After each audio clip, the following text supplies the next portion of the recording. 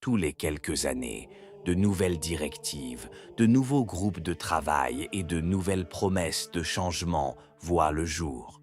Mais avec le temps, le sentiment de fond demeure inchangé.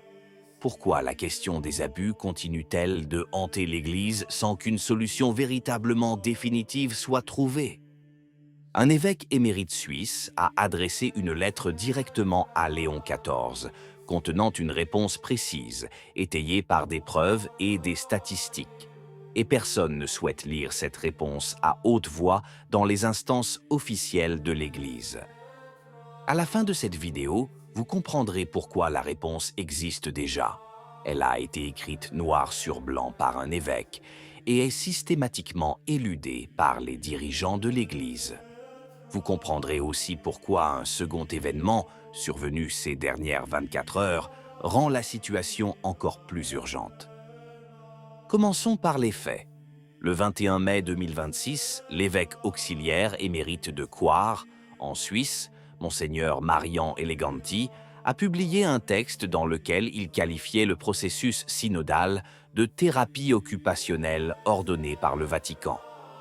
Autrement dit, des activités d'ergothérapie pour occuper les évêques et les éloigner de leurs véritables problèmes. Il ne s'agit pas d'une insulte folklorique, mais d'un diagnostic structurel. Mais Eleganti ne s'est pas contenté de critiques générales. Au cours des semaines précédentes, il avait accordé une interview à Ad Vaticanum, rapportée le 5 mai par Aldo Maria Valli sur LifeSite News, dans laquelle il révélait avoir récemment écrit une lettre officielle à Léon XIV. Le sujet porte sur la corrélation statistique entre la présence, au sein du clergé, de prêtres homosexuels et la crise des abus sexuels dans l'Église. Les propos d'Eleganti ne laissent aucune place à l'ambiguïté. Il ne s'agit pas de mes impressions subjectives ni de mon expérience pastorale, mais de pures statistiques. Et encore une fois, toutes les études de l'Église sur les abus montrent un nombre disproportionné de victimes masculines.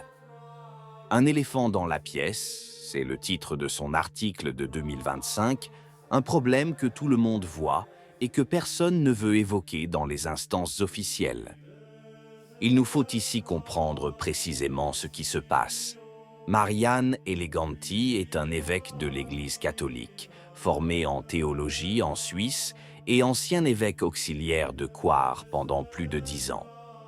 Lorsqu'un homme possédant un tel parcours écrit une lettre officielle au pape, ce geste revêt un poids canonique et institutionnel qui ne peut être considéré comme une simple provocation. Eleganti parle depuis l'intérieur des structures de l'Église, forte de l'expérience de quelqu'un qui a passé des décennies à la servir dans le silence du diocèse suisse. La publication de cet article de blog le 21 mai n'est pas fortuite. Quelques jours auparavant, l'évêque Vincenzo Viva d'Albano avait appelé à la pleine reconnaissance de ceux qui vivent à l'encontre de l'ordre naturel, comme une partie vivante et unique du corps du Christ. Le secrétariat du synode venait de publier un document de 18 pages pour compléter le rapport du groupe d'études 9. Le premier texte synodal officiel à inclure des témoignages de personnes vivant dans des unions irrégulières. Eleganti perçoit la tendance. Le synode révèle au monde extérieur ce qui, selon lui, existe déjà au sein du clergé, et il répond par des statistiques, non par des slogans ou des émotions, mais par des données vérifiables. Il convient de s'attarder sur le mécanisme décrit par Eleganti.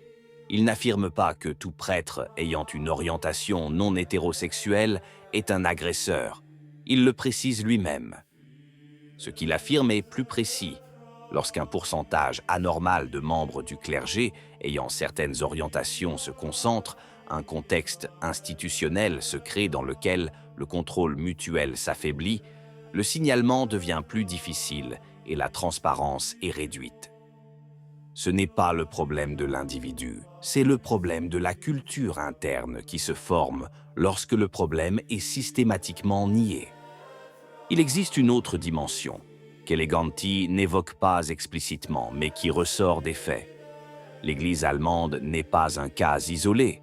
Elle constitue le laboratoire avancé d'un processus qui progresse à des rythmes différents dans différents pays. Ce qui se passe aujourd'hui à Munich pourrait s'étendre, sous des formes adaptées, à d'autres diocèses européens, puis au-delà. Eleganti a choisi d'écrire au pape, et non seulement aux journaux. C'est un geste de loyauté institutionnelle. La question est de savoir s'il sera perçu comme tel. Ce que nous voyons n'est que la surface, car au moment même où j'écris ces lignes, le 22 mai 2026, un second fait est apparu, que personne n'a encore comparé à la lettre d'Eleganti. Pourtant, ces deux épisodes s'éclairent mutuellement d'une manière qui laisse sans voix. Stefan Diefenbach était prêtre des Pères Arnstein, une congrégation religieuse allemande. Il a quitté les ordres en 2005. Depuis 2016, il vit en union libre avec un autre homme. Il ne porte pas la soutane et ne célèbre pas la messe. Eh bien, Diefenbach est l'un des co-auteurs du guide « Segen gibt der Liebe Kraft ». Le don donne de la force à l'amour. Le document par lequel l'Église allemande a défini la pratique des bénédictions pour les couples dans des situations contraires à l'ordre moral naturel. Le 22 mai, dans une interview accordée à Katholisch.de, il a déclaré sans hésitation « Il s'agit d'une tentative de traduire Fiducia Supplicans pour la pratique pastorale en Allemagne. » La Fiducia Supplicans a été signée par le cardinal Victor Manuel Fernandez le 18 décembre 2023. Léon XIV a maintenu Fernandez en fonction. Il apparaît désormais que sa mise en œuvre concrète en Allemagne a été confiée, entre autres, à ceux qui ont quitté les ordres et vivent à l'encontre des vœux qu'ils ont prononcés. La chaîne est complète et impossible à ignorer. Et c'est là que l'histoire révèle sa véritable nature. Celui qui a rédigé les règles de bénédiction des unions irrégulières est lui-même, de son propre aveu public, dans une union irrégulière. Il ne s'agit ni d'une coïncidence ni d'un détail négligeable. C'est la structure même du problème qu'Eleganti a dénoncé au pape. L'institution qui définit la norme morale est habitée par ceux qui vivent cette norme à l'envers. Il ne s'agit pas de juger les individus. Eleganti est le premier à le préciser. Je ne suggère pas que ceux qui présentent ces tendances soient prédestinés à commettre des abus. Le propos est plus profond. Une institution qui nie toute corrélation statistique interne et qui, simultanément, confie la production de documents pastoraux à ceux qui incarnent cette corrélation est incapable d'être crédible en tant que guide moral.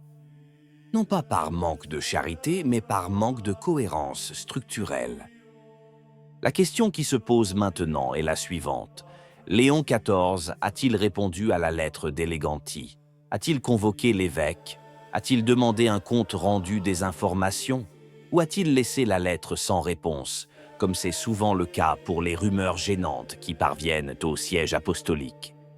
Saint Pie X avait compris, avant beaucoup d'autres, que certains problèmes ne peuvent être résolus en les ignorant. Les Pascendi Dominici Gregis de 1907 ne sont pas apparus ex nihilo. Ils sont le fruit de décennies de signaux ignorés, de voix gênantes passées sous silence, de questions restées sans réponse. L'histoire de l'Église nous enseigne que le courage institutionnel a toujours tardé à se manifester, mais il a toujours fini par arriver. Vous vous souvenez de la question initiale? La réponse est la suivante. Pourquoi la crise n'est-elle pas terminée? Non pas parce qu'il n'y a pas de comité ou de document. Mais pourquoi la réponse documentée, celle qu'un évêque a écrite directement au pape, est-elle restée sans réponse? La tradition n'a pas peur de cette réponse. Le Concile de Trente a enseigné que la réforme de l'Église devait commencer par la réforme du clergé et non par celle des fidèles. La solution existe, la doctrine existe, les statistiques existent. Il ne manque que le courage institutionnel de les affronter et de répondre à ceux qui les ont présentés au pape. Qu'en pensez-vous? Si la vidéo vous a plu, laissez un commentaire. Amen.